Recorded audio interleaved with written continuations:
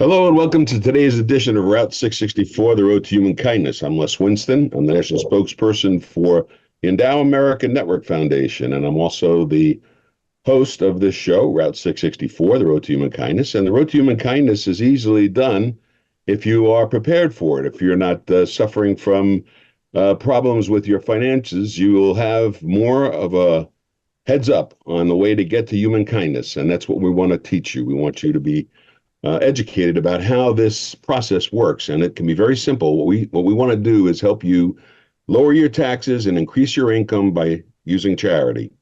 That's as simple as it gets. That's what this is all about. And we think that endowing yourself and having the knowledge that you are secure in the future is very important, and that helps you get through the day much easier. And of course, we also want you to get through the day if you're on the treadmill of life, you don't want to have strife. So go to Route 664 Radio. It's the best radio in town. We want everybody to learn about financial planning, and financial planning is not taught in the schools. It's a part of a problem in this country. We have a lot of financial illiteracy, and one of the folks that helps to avoid that in the future is my guest, Ryan Derousseau. And Ryan is located in Long Island, New York, and joins us now. Ryan is a financial planner who works with therapists. Find that very interesting. Are they psychologists, or are they or Most physical of them are therapists? talk therapists, psychologists, they're psychotherapists. Mostly in that realm. And it's an interesting sort of group because what you just described, sort of the path to kindness and making sure the finances are in order. So much of their background is about being kind to others, listening to others, and whatnot. And they want to do good with their money. They want to be able to use their finances for good things, but they actually don't have the financial acumen and experience to do that. And that's what kind of where I come in to help guide them. So Essentially, you're working with people who are working with people who have problems, yeah, and a lot of the exactly. people they're working with have a lot of problems stem from their finances, right? Yeah.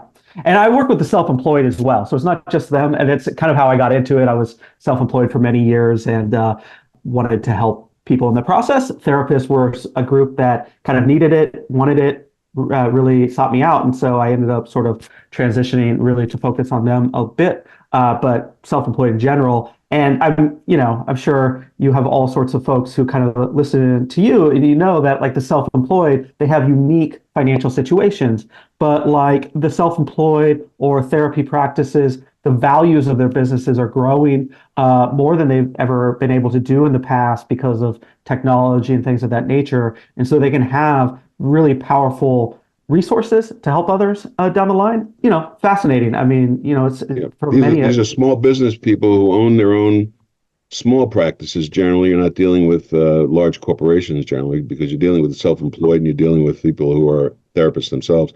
Yeah, But yeah. so in that vein, how do you help them get what they want, what they're looking for in life? What is their idea of success in this area, and how do you Mhm. help them get there?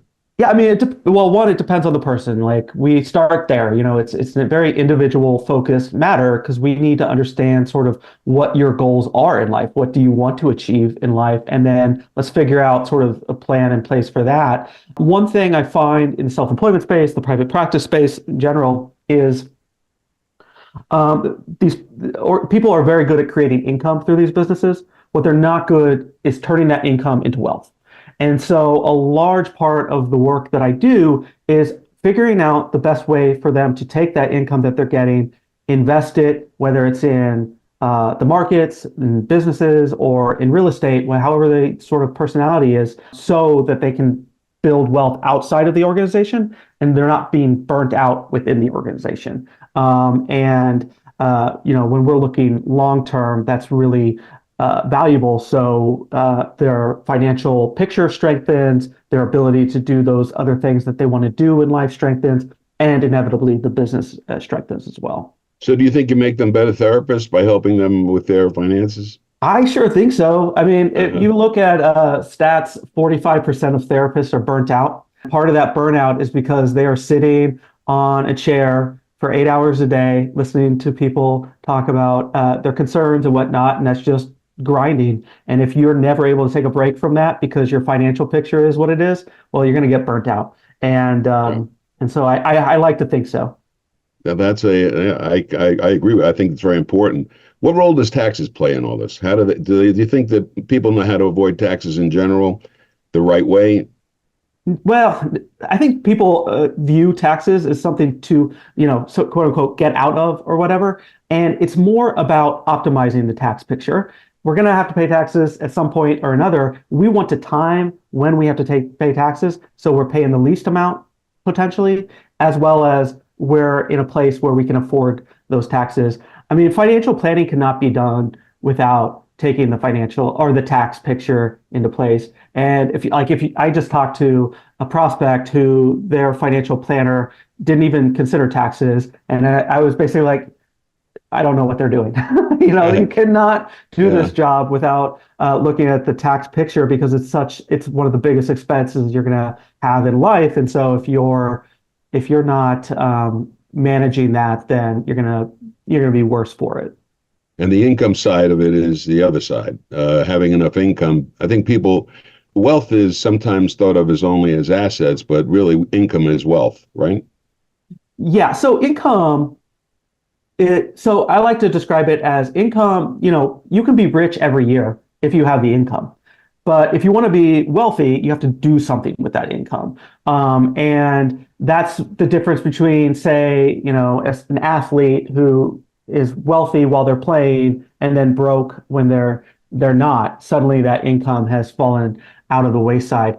But where wealth is we're incorporating it in tools, in tactics, in investments that are going to grow beyond your income. So grow when you're sleeping, when you're working, and it's not an active sort of process to manage. And that's really where the wealth design becomes so Do important. you find that people use charity to reduce their taxes and to increase their income, or is that something that most people are not familiar with? No, I mean, I think that's where people want to get to, honestly. And it becomes a really powerful tool, especially as they're getting older and they have assets that have been sitting at a low taxes basis for many, many, many, many years. So if we're talking about, like, let's say someone, bought stock because their friend told them about, this little company called Google. And so they decided to buy stock in it. And now we're, 20, 30 years later, that's going to be a really big tax potential hit. And meanwhile, they've built a business, they've created a nice income for themselves, which has led to nice wealth for themselves. Maybe the best thing to do with this tool is use it as a tax contribution because you have charitable goals in place as well. So we can reduce the tax impact on the year by year basis and manage that asset that kind of, really grew in its value over the years. Was the income side of it is what most people are not aware of. They don't know that they can generally give to charity and get income using charity to get income. Mhm. But when you're dealing in these issues, are you dealing with people who are working with kids at all?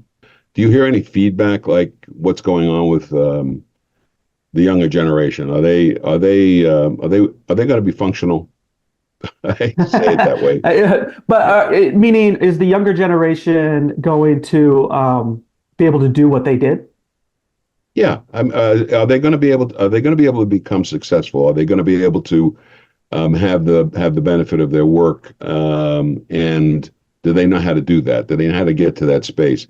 Or are they basically tied to their technology, and the technology is not helping them do that? I don't know.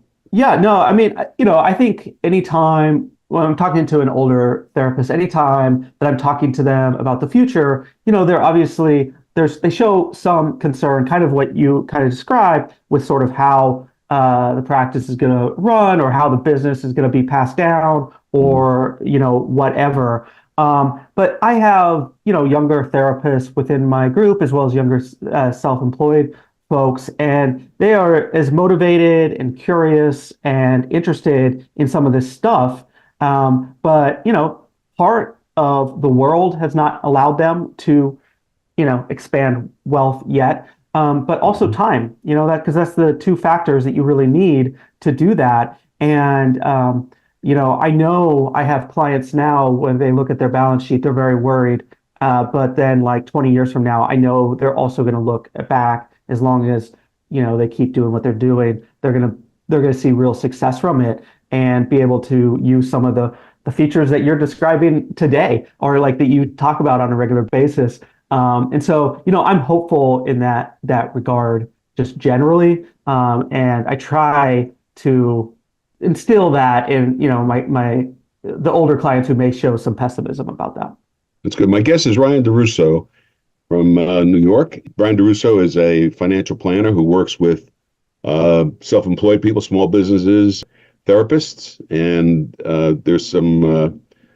I guess there's very interesting plot lines there with the therapists. But I did want to ask you, what are some of the best ways to develop security in the business or the practice that these individuals are in? Yeah. So some of the ways are, one, understanding what the right like investment vehicle is for them in terms of like whether it's a solo 401k, a SEP IRA, or if they're becoming a larger group like a 401k or something like that. Because so much of that is forgotten about. They're so worried about like giving their employees and whatnot the best benefits, and it's often at their detriment, where they're almost subsidizing their employees in the process. Meanwhile, if we just develop a strong business that's properly structured, they can grow their wealth within the 401k or whatever, and the employees can have access to the resources that they need as well, and it doesn't fall on the business owner. So there's a lot of that. Another way that they can like increase their wealth in the business is, like I think therapists often have a vision of sort of where they want to work, and this is really any self-employed person. But it happens to be in therapy space where they envision like a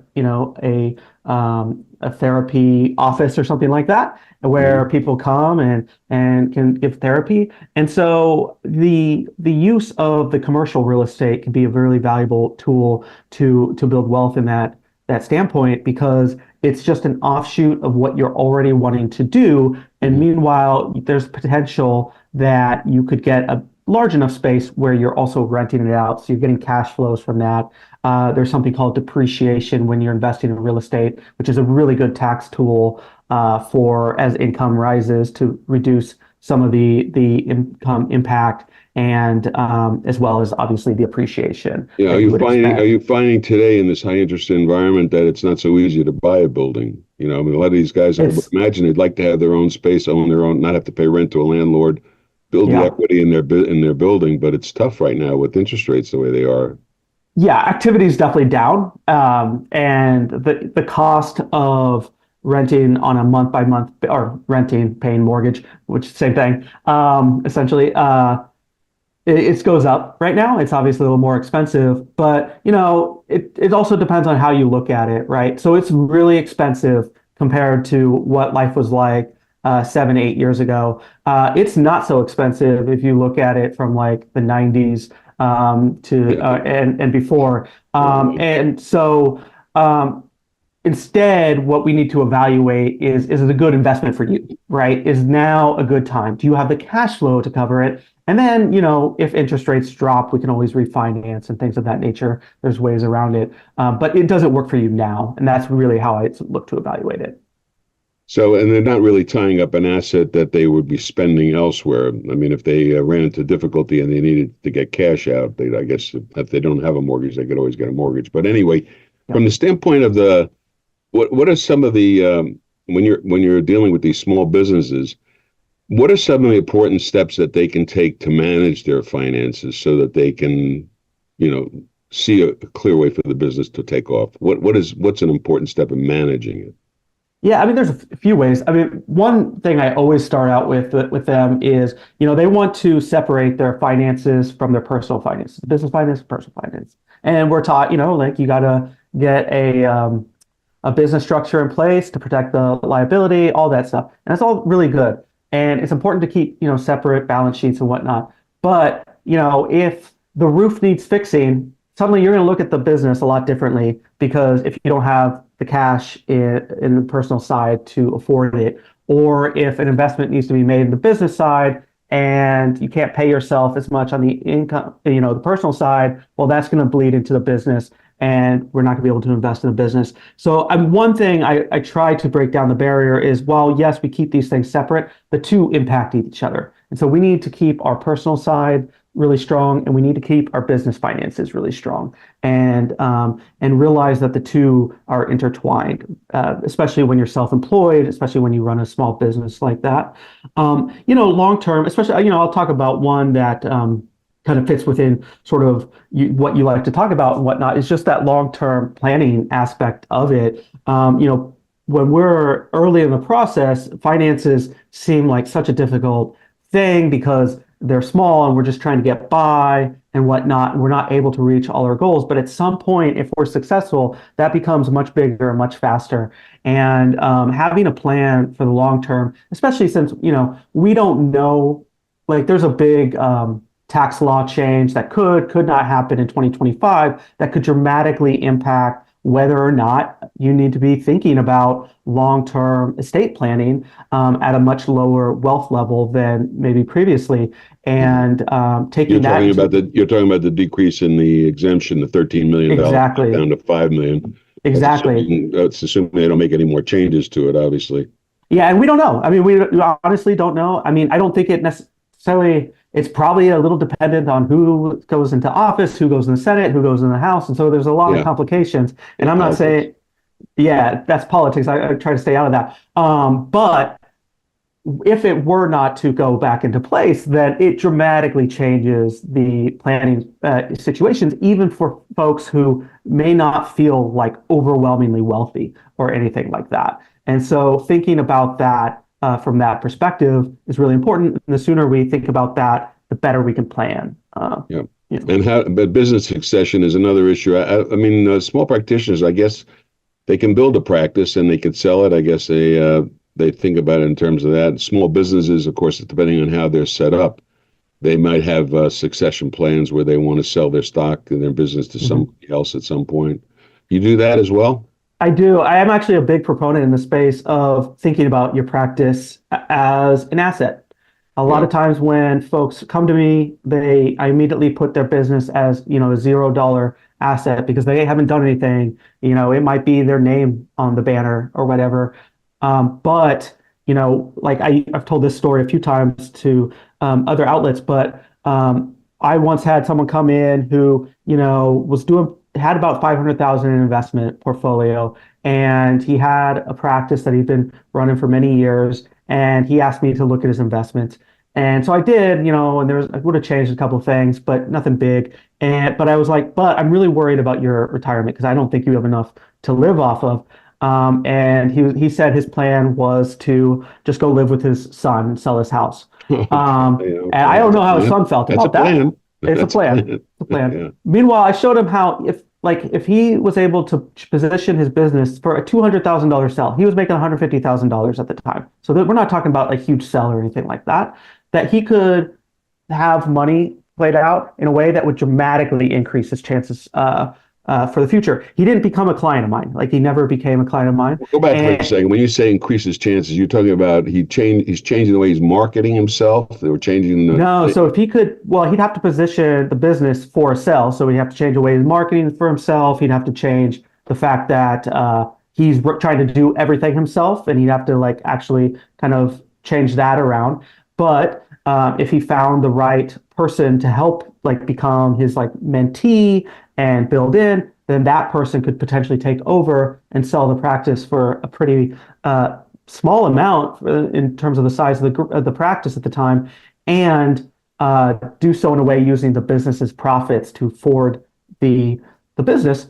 And his chances of successfully retiring, i.e., not running out of money for the rest of his life, would have dramatically increased. It would have gone from 50% on my monitor to about 90%. And it was just that one little switch. And so the more that any self-employed person, but if I'm speaking to a therapist, think about that long term, the better off they're going to be, because that is like the number one asset. And they're not necessarily treating it as an asset if they're only trying to create income through their blood, sweat, and tears.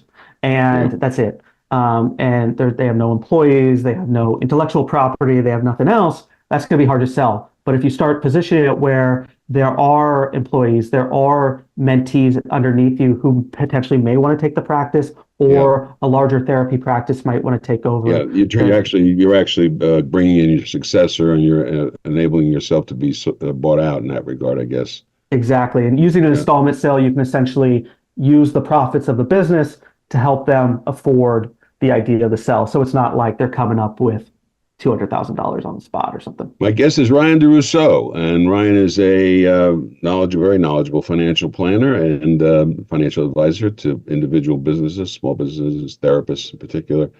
And we'll be right back. Hey, America, it's your friend Charity here.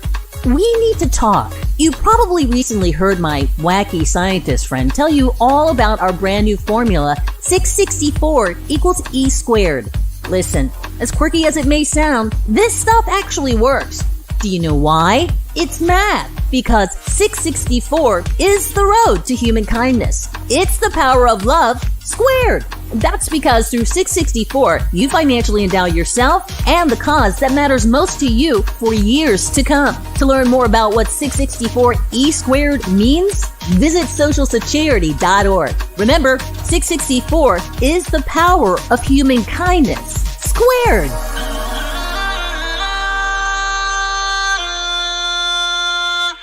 And of course, I want to invite you all to be aware of our Social Security website, socialsecharity.org. Plan, prosper, and pass on using the power of 664. Find it there on socialsecharity.org. And we're going to have a very active blog. We're still in the process of rebuilding what we've got. So be patient with us, but it will be up fairly soon. Socialsecharity.org, socialsecharity.org.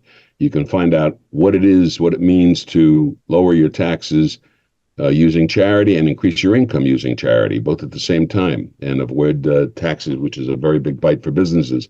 And it's a bite that we've been talking with Ryan Derousseau about. How do you build wealth? How do you build the value of a business? How do you build your own personal well-being? You were talking about before the break, we were talking about the issue of succession planning. And of course, there's been obviously a lot on television about succession planning. The thing that always amazes me is how little financial knowledge a lot of the business people have.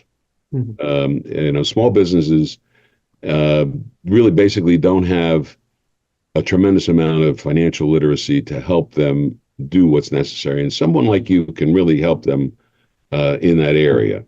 And if you're just starting, if you met somebody for the first time, they've called your office and they want you to come out and meet them, or you meet them they meet you at your office.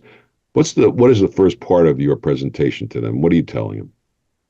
Honestly, it's a conversation. I want to know what their pain points are. And it might be, down the line where I actually look at their documents, their pain points they don't even realize where their actual pain points are. But like here's what happens oftentimes. Especially, so you're like a doctor, you're diagnosing them. Where does it hurt? Yeah, well, kind of, yeah. Where does it hurt? And a lot of people are prepared for that one. Like they think they know exactly what the issue is. It's the give and take is figuring out how willing they're going to be to listen to the fact that maybe they have some other concerns that they need to be worried about more. Like therapists, for instance, and sometimes other groups within the self-employed space, they don't actually look at themselves as entrepreneurs. They look at themselves as a helper of some kind. And so it just so happens that in the therapy space, that private practice is the most common way to really practice. And so they kind of fall into it. And so a lot of my first initial conversation is figuring out how much of what your, financial acumen or financial awareness of the business is going on, because so much of those first few years is them trying to learn how to run a business. I mean, they are trying to learn how to do taxes. If you ask them a question about like what an S corp is, for instance, you might get 15 different answers because it's not clear to them. It's not their expertise. And then the other question I like to ask people is, how much financial education did you get in school? And my answer is always like, I once took a class where I learned how to trade a stock and I learned how to write a check, and that was it. I don't trade individual stocks, and like for myself, and I don't many checks. I don't write many checks, right? And so how useful is that? It just so happened that my career took me into a place where I really learned this stuff. But for most people, that's not the case. And so I don't want them to feel like they should suddenly be aware of this stuff, because they were never given the outlet to actually do it unless they were just happened to naturally be interested in it, which, few people are. And so one, I want to put them at ease with the fact that it is very normal to be running a business and not quite be up on the financial side of things. We just need to fix that, and make sure that you have the right people in place to fix that. My guest is Ryan Derousseau. Thank you, Ryan, for joining us this morning on Route 664, the Road to Human Kindness. And wish you a lot of luck and success helping people wend their way through the financial maze of life. And I like to say right now, if you're on the treadmill of life, avoid strife, and we want you to listen to Route 664 Radio. So if you have an opportunity, put an app on your phone and listen to our phenomenal radio presence there, where we're talking about what we're doing with regard to charitable work, and where we replay these interviews. Your interview will be up on the station at some point in time. We'll let you know when that occurs. Fantastic. Thank you very much for joining us this morning. Can I put a plug in for an ebook real quick? Sure. Yeah. So if you're interested in this and the sort of the income to wealth dynamic within self-employment, I've posted a free ebook as of April 1st. So if this records before then, it'll be there April 1st, and you can just go to thinkingcapfinancial.com/self-employment income to wealth. And you can just put your email in there and download it. Very good. Thank you very much, Ryan. Thank you for having me. You bet. So we offer a free book as well. If you'll call 1-855-2664-664, we will be happy to send you a copy of Wanda Miles' great book, The Social Charity, and how Generation Alpha was saved by 664. And of course, we believe you should plan, prosper, and pass on using the power of 664. Go to our website, socialcharity.org, and tune into our radio station at Route 664 Radio. You can get the apps on Android and on Apple. We'll see you again next week. Take care.